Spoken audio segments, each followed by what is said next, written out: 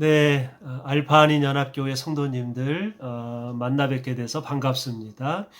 오늘은 주일은 아니고요. 오늘은 금요일 2020년 12월 4일 오전 9시 30분입니다. 제가 이 동영상을 보내드린 이유는 우리가 교회당에서 예배 드릴 때 주일 예배 전 성경 공부를 우리가 쭉 했습니다. 근데 지금 교회당 예배가 중단되어서 주일 예배 전 성경 공부도 중단되었습니다. 그래서 그 성경 공부를 계속 하면 좋겠다는 생각이 들어서 금요 성경 공부로 이렇게 이름을 바꾸어서 성경 공부를 계속 진행하려고 합니다. 우리가 창세기부터 순서대로 계속 성경을 통독하면서 공부를 했는데요.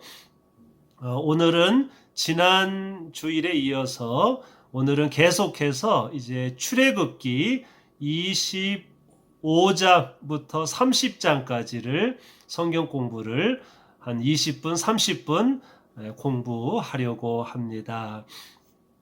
제가 매주 금요일 오전 9시 30분에 성경 공부 동영상을 보내드리도록 하겠습니다. 이 동영상을 보시기 전에 성경을 먼저 한번 읽으시고 나서 동영상을 공부하시면 성경을 이해하시는데 도움이 될 것입니다.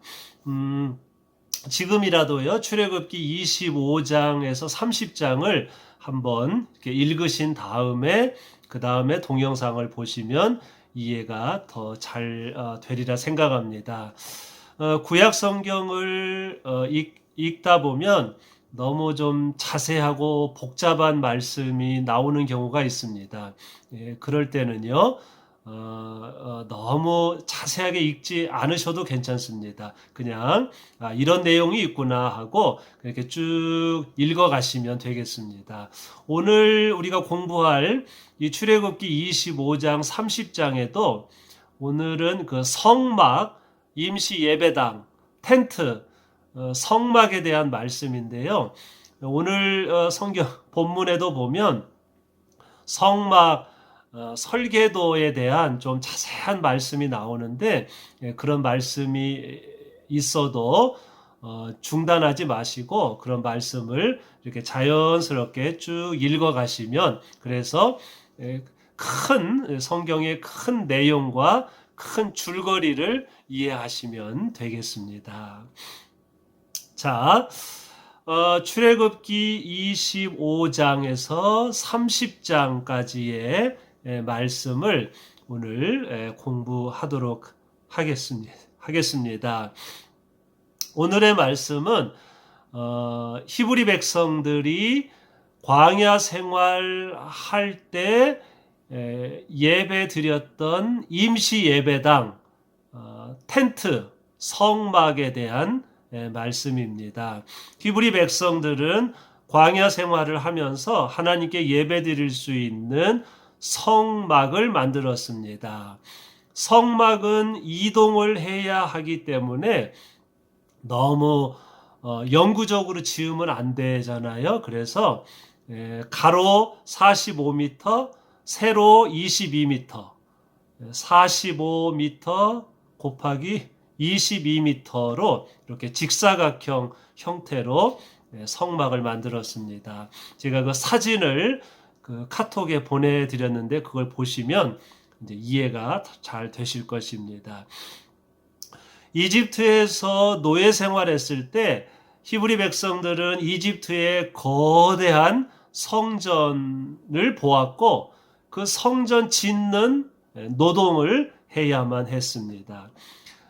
이집트 제국의 그 성전과 비교하면 이 45m, 22m 성막은 아주 초라한 그런 임시 예배당으로 보입니다. 하지만 예배당의 크기가 중요한 게 아니죠. 하나님께서는 우상을 숭배하는 이집트 제국의 그 성전에 계시지 않고 오히려 검소하고 초라하지만 하나님께서는 그 성막을 통해서 히브리 백성들에게 나타나셨습니다.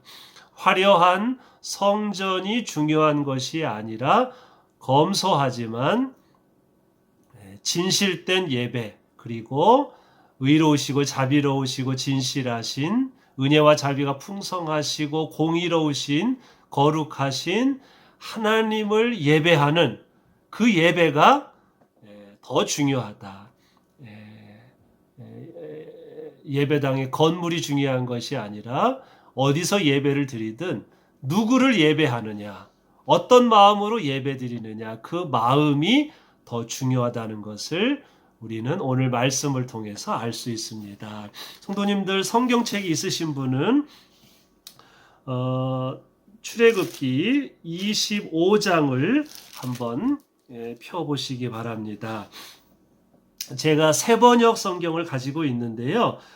여기 출애굽기 25장을 보면 시내산에서 이제 십계명을 받은 다음에 하나님께서 히브리 백성들에게 성막을 짓는 그 설계도를 이제 가르쳐 주시는 걸 볼 수 있습니다.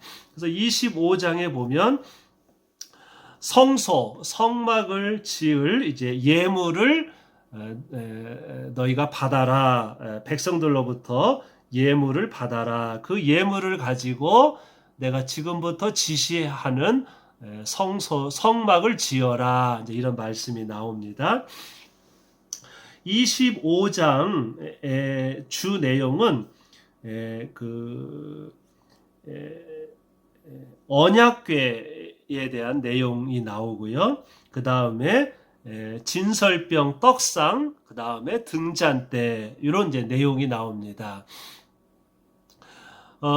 이 언약궤 25장 10절을 보면 언약궤를 이렇게 만들어라. 아카시아 나무로 25장 10절 길이가 2자반, 너비가 1자반, 높이가 1자반 나가는 궤를 만들어라. 이런 말씀이 나오는데요. 여기 한자반, 한자는 45cm를 가리켜요. 어쨌든 이 언약궤가 길이가 2자 반이니까 대략 한 112cm, 그 다음에 너비가 67cm, 112cm, 67cm 되는 궤짝입니다. 언약궤, 궤짝인데요. 이런 직사각형의 언약궤를 만들어라. 그리고 17절에 보면 뚜껑, 속죄판이라고 부르는데 그건 언약궤의 뚜껑입니다. 그 뚜껑을 속죄판이라고 불렀고, 그 속죄판에 이렇게 천사의 날개가 이렇게 뚜껑에 있어요. 그게 그룹이라고 하는데 천사의 날개가 이렇게 달려 있는 그 뚜껑을 덮어라. 이렇게 이제 언약궤에 대한 설명이 있습니다. 이 언약궤는요, 이따가 설명하겠지만 성막은 크게 3개의 구조로 되어 있어요. 바깥 뜰이 있고, 그 다음에 성소가 있고, 지성소가 있는데 언약궤는 가장 안쪽, 가장 거룩한 곳 지성소에 언약궤가 있습니다. 그리고 언약궤에는 십계명이 있고, 그 다음에 만나가 있고, 아론의 쌍난 지팡이가 있는데 그건 나중에 설명하고요. 하여튼 언약궤는 가장 안쪽 지성소에 있다. 그것만 이해하시면 돼요. 그러니까 가장 거룩한 곳에 하나님의 말씀 십계명이 거기에 들어가 있는 거예요. 언약궤 안에 2 돌판이 들어있다. 이렇게 이해하시면 되고요. 그 다음에 25장 23절에는 하나님께 드리는 상이 나오는데, 이거는 우리가 마치 제사상처럼 상 위에 떡이 12개, 12지파를 상징하는 12개의 떡상이 있는데, 이걸 한자로 떡병자를 써서 진설병, 하나님 앞에 바친다 해서 진설병 또는 떡상이라고 하는데요. 이건 하나님께 이제 음식을 바치는 거죠. 떡 12덩어리를 바치는 거예요. 이게 진설병인데 이거는 성소 안에 이제 있습니다. 성소. 첫 번째 텐트 성소에 이제 떡이 있고요. 그다음 25장 31절에 보면 등잔대라는 말씀이 나오지요.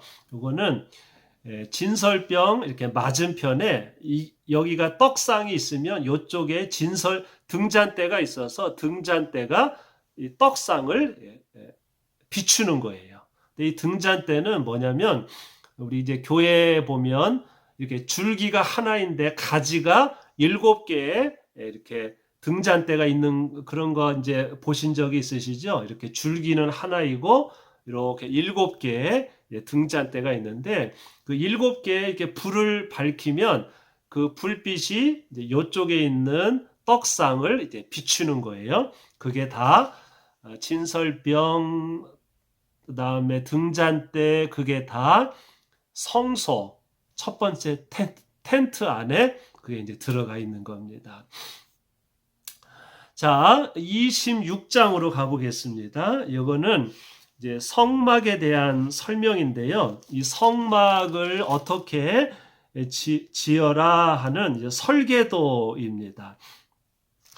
널빤지 나무에다가 텐트를 세우고 그거를 끈을 이렇게 묶고 저렇게 묶고 크기는 이렇게 하고 그래서 26장이 설계도기 때문에 읽다 보면 뭐가 이렇게 복잡한가 이렇게 생각하실 수 있는데요. 그냥 쉽게 말하면 성막 그 텐트의 설계도이다 이렇게 보시면 되고요. 이 성막의 텐트는요, 제가 아까 이제 처음에 말씀드린 것처럼 길이가 45m, 세로가 22m로 이렇게 성막을 지었다. 이제 그렇게 이해하시면 되고요.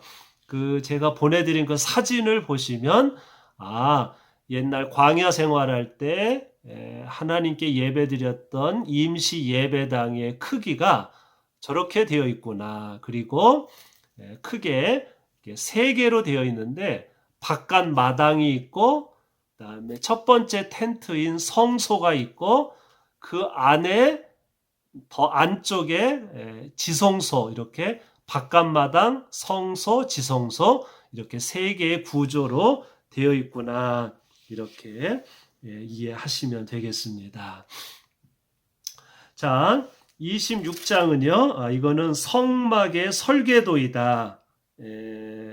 그리고 거기에 그 각각의 길이와 그 다음에 끈과 재료와 이런 거에 대한 설명이 쓰여 있다. 이제 그렇게 이해하시면 되겠습니다.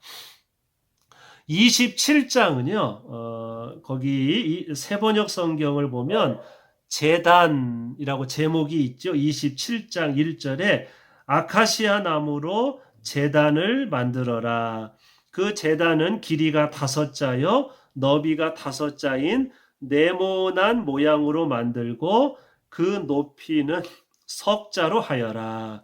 그래서 이제 제단, 번제단, 그러니까 짐승을 잡아서 이렇게 그 단 위에 올려놓고 이제 불태워서 옛날에는 이제 이렇게 짐승을 불태워서 그 불꽃과 연기가 이렇게 하늘로 올라가는 그게 예배였어요. 그래서 그 번제단, 짐승을 올려놓는 번제단을 만들어라 하는 내용이 27장에 나와 있습니다.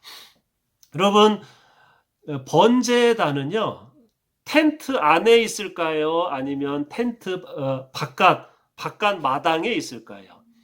예, 바깥 마당이지요. 그러니까 성막이 큰 울타리가 있고 그 안에 이제 마당, 야외 마당이 있고 그 다음에 텐트, 성소, 지성소가 있는데 당연히 짐승을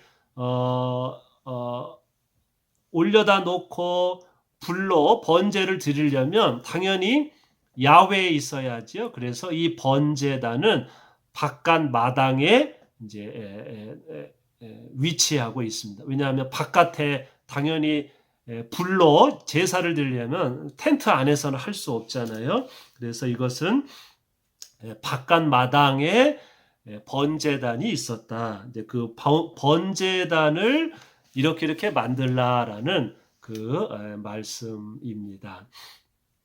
그 다음에요.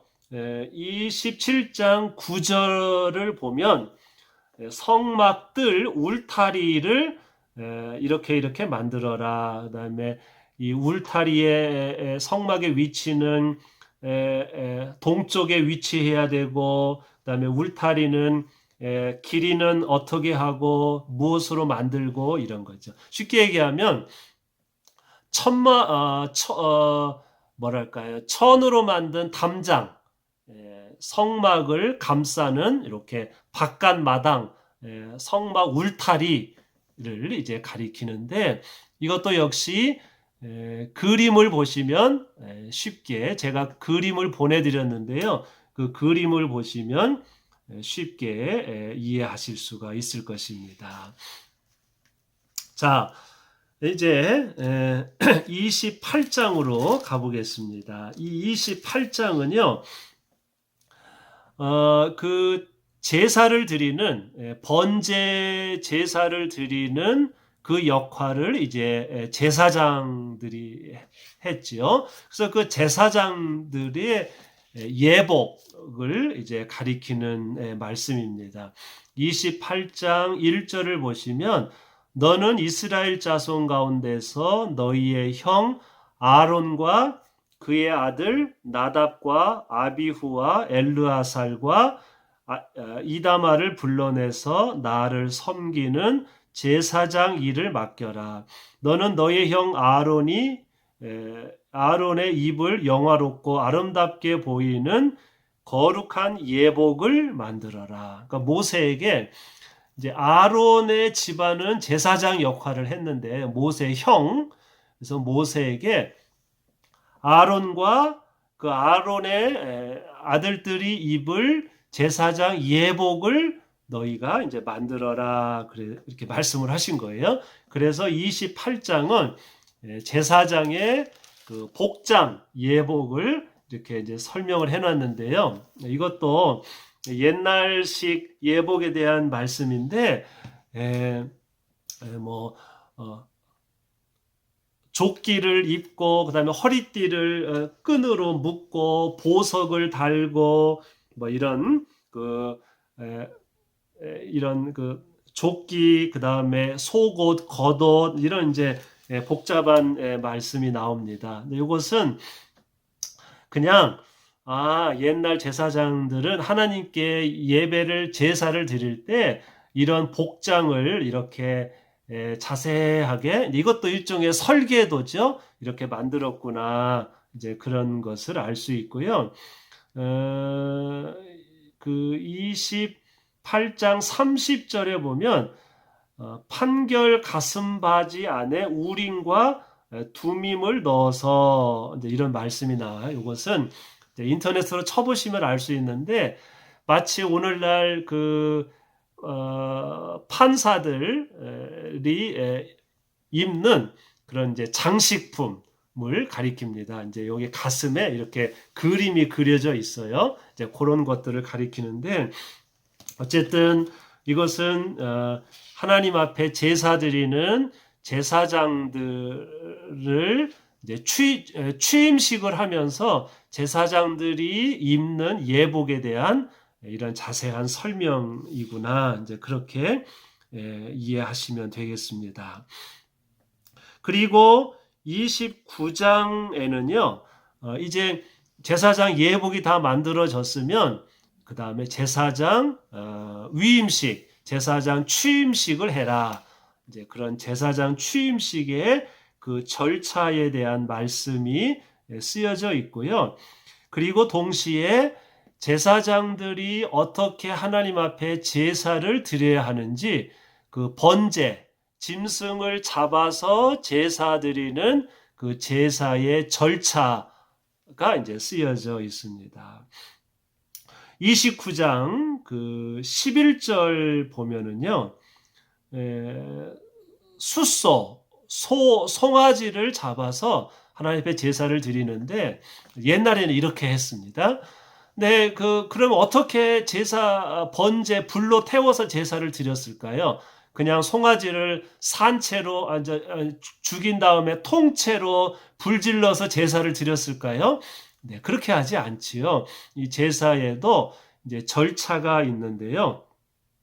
한 4가지의 절차가 있습니다. 여기 29장 12절을 보면 제일 처음에 그 수소를 죽인 다음에 피를 이제 그릇에 받습니다. 피. 그래서 수소의 피를 받아다가 너의 손가락으로 제단의 뿔에 바르고 나머지는 모두 제단 밑에 부어라. 그래서 피를 먼저 빼냅니다. 그리고 이렇게 피를 제단에 뿌린 다음에 나머지는 제단 밑에다가 다 이제 모아 놓습니다. 그래서 피를 먼저 다 뺍니다.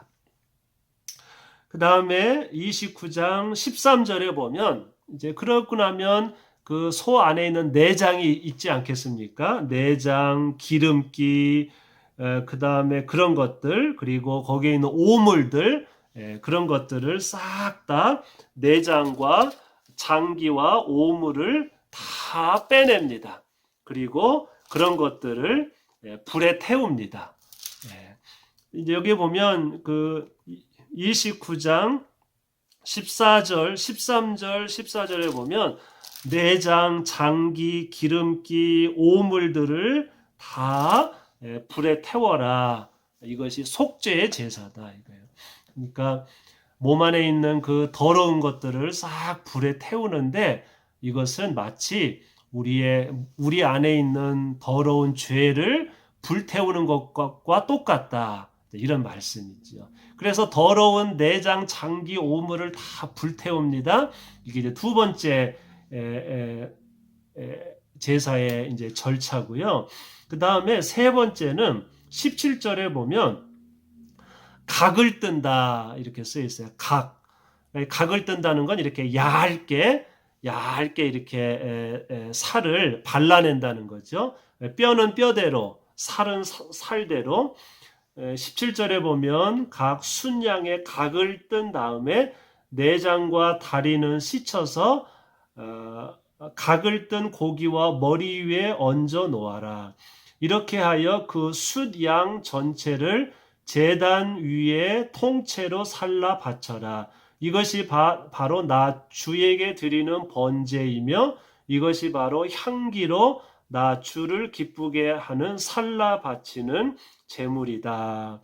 그러니까 그리고 이제 그 살코기 각을 뜬 다음에 그 각을 뜬 그 살을 이제 하나님 앞에 바치는 거죠.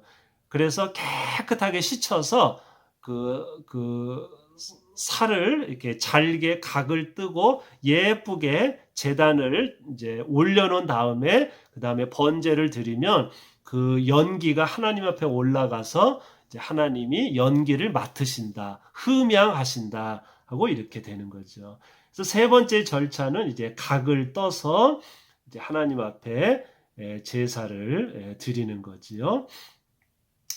그리고는 26절에 보면은요, 이 제사를 드릴 때 여기 그 가슴을 이렇게 살을 발라냅니다. 그리고 그것을 먼저 하나님 앞에 바칩니다. 이렇게 두 손으로 흔들어서 이건 하나님께 드립니다 하고 이제 하나님 앞에 바쳐요. 불태우지 않고 요 가슴살 흔들었다고 해서 요제라고 하는데 흔들었다, 흔들요. 그리고 그것을 제사 드리는 제사장들이 이제 식사를 하는 거죠. 그러니까 제사는 하나님 앞에 드리는 속죄 제사의 의미도 있고, 그 다음에 제사에 참여한 사람들이 함께 먹는 잔치, 하나님 나라의 식사의 의미도 이제 있는 거지요. 이것이 제사장의 위임식과 그 다음에 제사 드리는 절차에 대한 설명이 29장에 나와 있습니다. 자, 이제 30장 오늘 마지막 장 말씀에는요. 여기 이제 세 가지가 나오는데요. 분향단 이것은 향입니다. 향을 이렇게 피우는 그 분향단을 너희가 만들어라. 이제 이렇게 되어 있는데 길이가 한 자고 높이는 두 자고 그러니까 높이는 한 자가 45cm니까 높이는 90cm, 길이는 한 자 45cm로 이제 매일 아침마다 그 성막 안에 향을 피워라 하는 거예요. 이 향은 성소에다가 놓습니다. 성소에다가 향을 놓고요.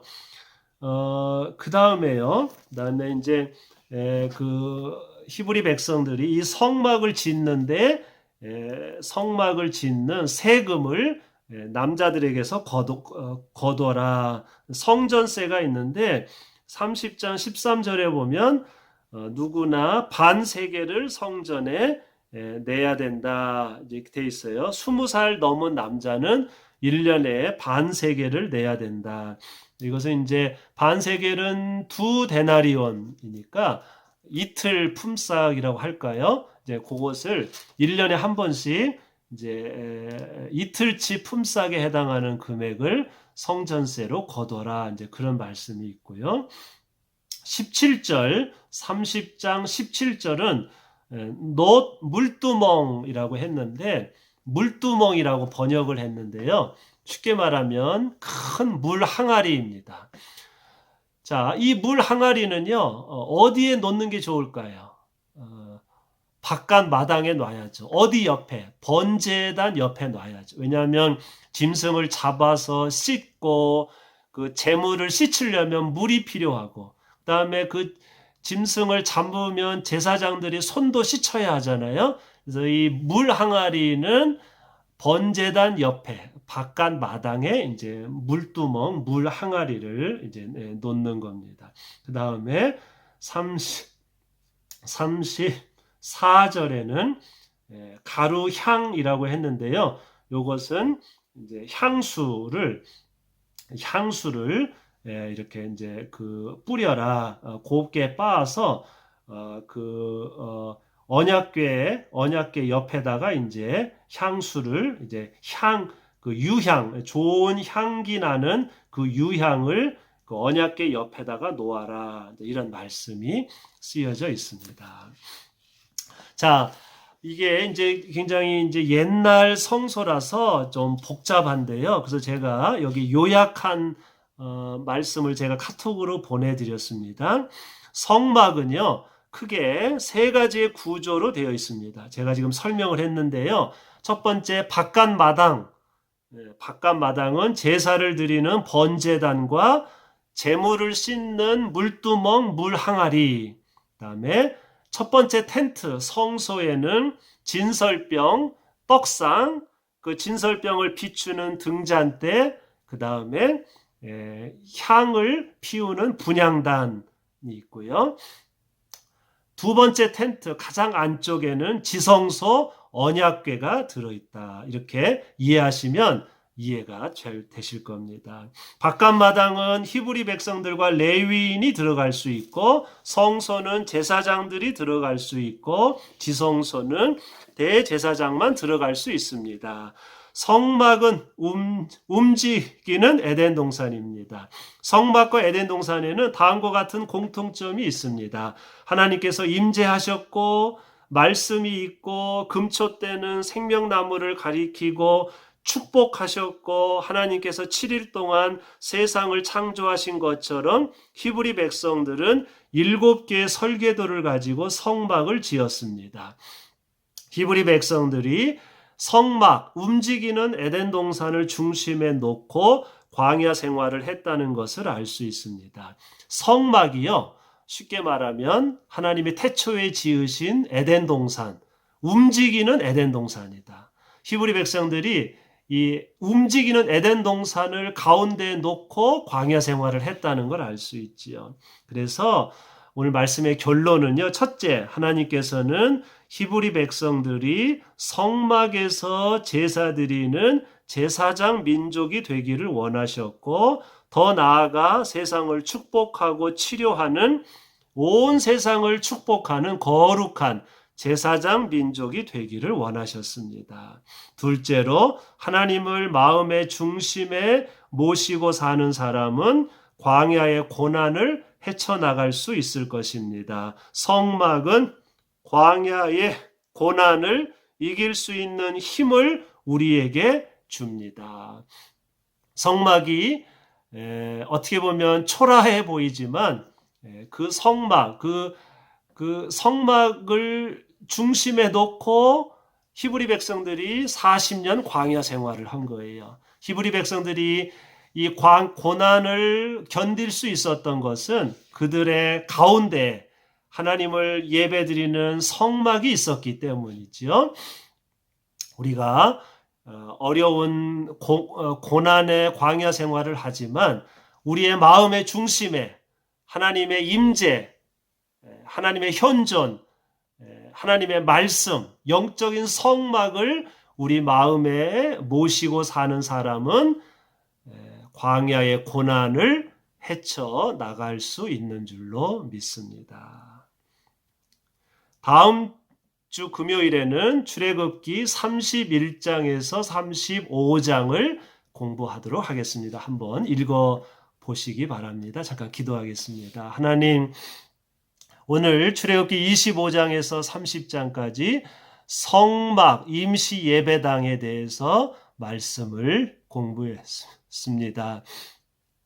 이집트 제국의 거대한 우상 성전과 비교하면 작고 초라하지만 오히려 그 작고 초라한 그 성막이 가장 순수하고 진실된 하나님을 예배하는 참된 예배당이었음을 저희들 기억합니다. 주님, 저희들 하나님을 예배하는 백성이 되게 하시고 그 하나님의 말씀을 가슴에 모시고 중심에 모시고 살 때 저희들이 광야의 고난을 헤쳐나갈 수 있는 줄로 믿습니다. 늘 어떤 어려움이 있을지라도 하나님을 중심에 모시고 이 모든 고난을 헤쳐나갈 수 있도록 인도하여 주옵소서. 예수님 이름으로 기도하옵나이다. 아멘. 감사합니다. 다음 주 금요일에 성경 공부 시간에 다시 뵙겠습니다. 안녕히 계세요.